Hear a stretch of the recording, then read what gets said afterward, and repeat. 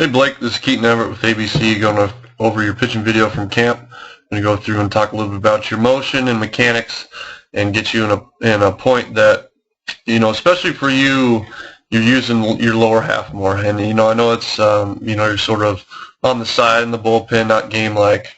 But it looks through this video is that you can get a lot more out of that lower half. That's just sort of where pitching's done. That's where the velocity comes from, is that lower half. It really doesn't have a whole lot to do with your upper half. It's just about creating torque, creating some angles, getting out down the hill. And it looks like you're a big kid, got a lot to work with. So just making sure that you're getting everything in place. So even when you're just sort of throwing light, you're still sort of getting that lower half. And the lower half should still be able to get going nice and quick, nice and long, and you can still kind of take some off if you're just doing just throwing a side or something. But we'll go through and talk a little bit about that. All right. So first off, what we look at your initial setup. All right. And so basically, the initial setup is balance, it's timing, and it's just about getting yourself in the right spot. All right. So from the windup, right about here, looks like you're sort of starting your motion. All right, so we're just going to watch what your head does, where that balance is. All right, so you're doing a pretty good job. You're not, a lot of times you see kids kind of leaning forward or going back too much. All right, so you're doing a pretty good job at staying over your back foot, which is good to see. All right, the one thing that I was sort of talking about, that lower half, is you can see right here is your leg kick. It's just almost like you lift your knee straight up. All right, you'd like to see it maybe just closed off a little bit more back here.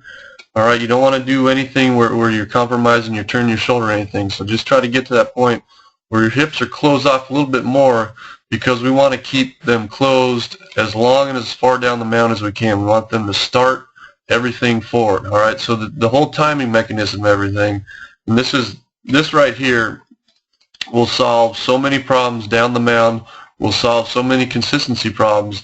But it's one of the hardest things to get is to get this timing right here of hips go first, ball comes out, all right, and this leg just kind of drags behind. All right, that's just where everyone sort of has trouble. Is they might break their hands here, they might rush a little bit, break their hands here, they might break it back here.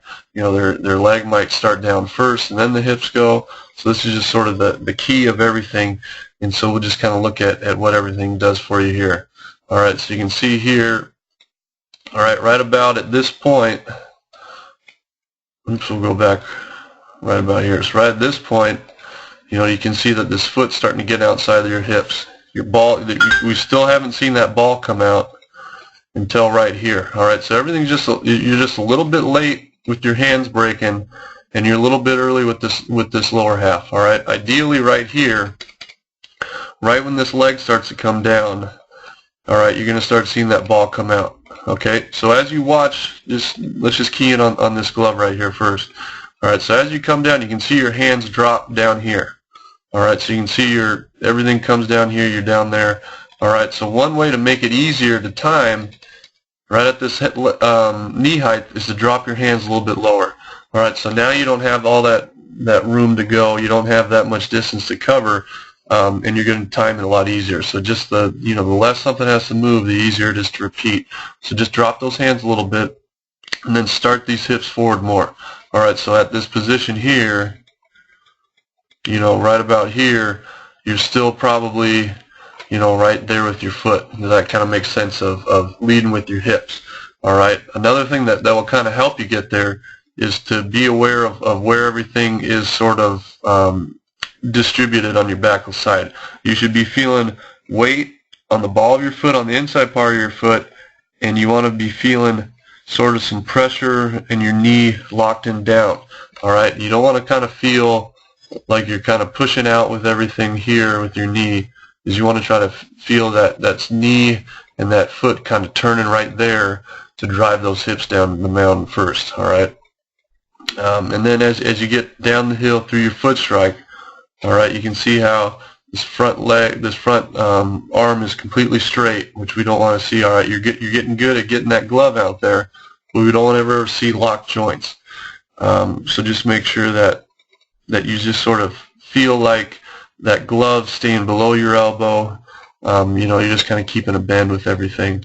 And I'll kind of help you out. So at your foot strike, which looks like it's about, your heel hits first, so I think your heel's about right there. All right, which isn't too bad of a setup, but I think if you get your hips closed a little bit longer, you're going to see yourself, you know, pick up another foot of stride length, and land a little bit less on the extreme of your heel. You know, you're going to see yourself, you know, out here somewhere.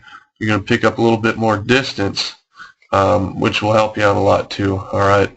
But I mean, your gloves out front, which is good. All right. Just remember to try to keep a little bit of bend in there, and then we'll kind of watch how everything works through that foot strike. All right. So the hip-shoulder separation, where the torque comes in, where you get your velocity, is your hip starting to turn before your upper body. So you can see there's a the hips and shoulders are kind of turning at the exact same time. Here, I'll draw a different box around this way. So you can see how the hip sort of starts turning, and then the shoulder starts turning. Which, I mean, you're a young kid, and it gets a little bit easier as you get older.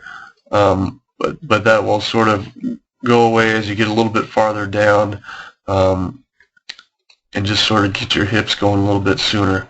And then through your release point, you can see how this glove, and part of the reason why we don't like to lock them is because when you lock them, it has less chance to sort of stay out here. It kind of just gets rotated down.